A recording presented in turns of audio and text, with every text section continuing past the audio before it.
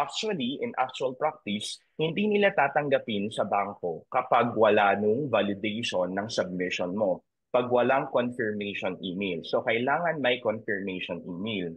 Ngayon, magkakaproblema kapag walang confirmation email. So, paano ka magbabayad kung walang confirmation email sa bangko? Actually, nagbigay ng notice ang BAR. So, there was a tax advisory under the BAR. And what is this tax advisory?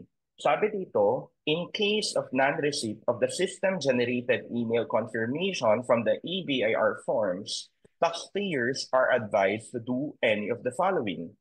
First, print a copy of the pop-up message indicating that the return was successfully submitted, together with the printed copy of the tax return filed through EBIR forms, and pay using BIR EP facilities or to the AABs or the bank. In places where there are no AABs, you can now pay to the revenue collection officer assigned in the RDO premises. Or you can also refile your tax returns in the EBIR forms, or proceed to the nearest revenue district office, ALONJ, can seek assistance to electronically file tax return. So, may problema po dito.